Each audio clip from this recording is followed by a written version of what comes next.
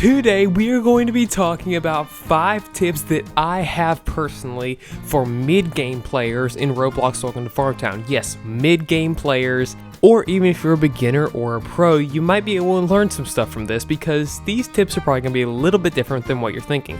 So without further ado, pick your farm and let's go. So the first thing you're gonna... Okay, I'm not gonna lie, I just realized I just lost those magic bean scenes I had up in this video over here. I placed them down for a thumbnail, but it didn't save when I picked them back up. Why? It was like 4,000 magic bean seeds. Anyway, the first thing we're going to do, putting that aside, is talking about working hard. Working hard is the first tip that I have. I get it, we all want the crop that's gonna grow the fastest and give us the most money. But you know, there are times in this game when you're either growing pumpkins or you're making manual deliveries down to the docks versus just setting them on the helipad. The harder you work in this game, the more money you're going to be more likely to get. And honestly, that's the way it works in life too, so if you want a life lesson, there you go. But I've said it many times on this channel, and I still believe that if you don't want to go the Robux route of getting those 4,000 magic beans, I still believe that pumpkins are the best crop in the game. You could argue with me on that if you want to. As you can see, I'm planting beets right now in the middle of spring. Bad idea. But that's going to lead us to our second point, and that is to strategize the time that you're actually playing this game. Look, we all want to work smarter and not harder, okay? Like, that's obvious. But like I just showed you, you don't want to be planting beets in the middle of spring.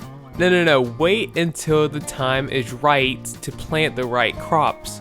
I know again this seems kind of obvious, but if you don't have the right seeds to plant at the right time, like per se you don't have the magic bean seeds or even wheat, which that's kind of weird if you don't have enough money for wheat, but anyway, if you don't have enough money for either of those, don't play during the springtime because everything else is not really worth it.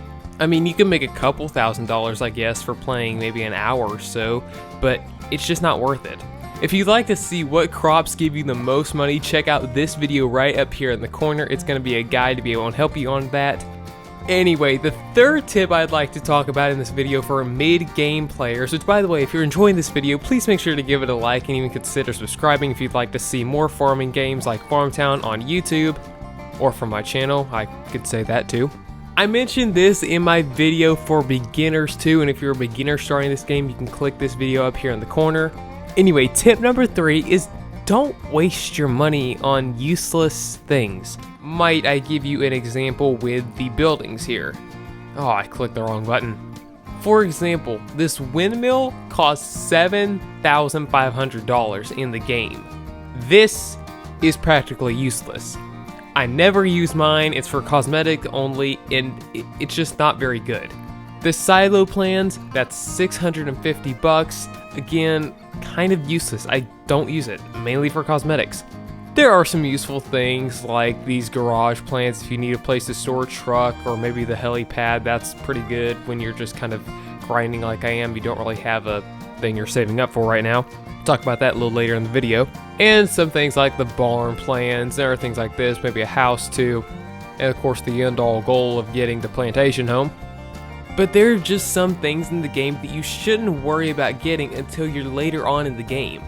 Look at me, I have the tank, the end game item, and I only have, like I said, 1 windmill and 1 silo. I see players who are much worse than me and they have multiple of these things sometimes. Also, something I find quite useless and is very expensive is this crate plopper. It makes no sense. This is super editing in the future. Just want to let you know that I am not trying to dog players or trash players who have any of these things. They're just not the wisest investment in my opinion. So with that being said, back to the video. Tip number 4 for mid-game players is don't waste your time focusing on the animals. I get that it is very tempting to order all of the cows at once and you can get all of the chickens at once, and I say, you know, go for it if you want to. That's part of the game, you know, like just having fun getting the cows and the chickens. Of course, I'm a cow and chicken lover, so I mean, I totally understand that. But it is when you purchase those things, don't spend all your time trying to get the best quality milk or the best quality chicken eggs from your chickens. The amount of money that they give is nothing compared to what you can get for selling crops like beets or pumpkins or magic bean seeds, etc, etc. Okay, well, cow milk might, but you get what I'm saying. And the final tip that I have for you mid-game players today is going to be set goals in this game. This is another one of those things that you can apply to your life too, and it will probably radically change it, believe it or not. If you set goals in this game with trying to get some items, or bigger items I should say, such as the plantation house, monster truck, even the bigger truck, or the helipad, hey, even getting all 4 of the cows can be a goal if you want. Or like I just did, I just saved up for the tank. But I think one of the things that happens a lot of times is we can get caught up with all of the little things that seem distracting or seem like they would help us, like I was saying earlier with the windmill and the silos. For an example, let's just say that you have a plan to get the plantation house. Well, the thing I would recommend doing is giving yourself a time frame to do it in, a reasonable time frame, a realistic time frame, and then just playing until you can do it. Apply all of the steps we've done in this video, and then don't spend a dime on anything else, just save for the plantation house. Of course, it doesn't have to be just a plantation house, it can be the helipad, it can be a farm, or not farm, like a barn, or it can be for more irrigators so you can expand your farm. Your garden, I keep saying farm. And hopefully be able to work up to the tank someday. Alright y'all, that is going to be it for today's video. I hope that this helped you mid-game players or even beginners or pro players out.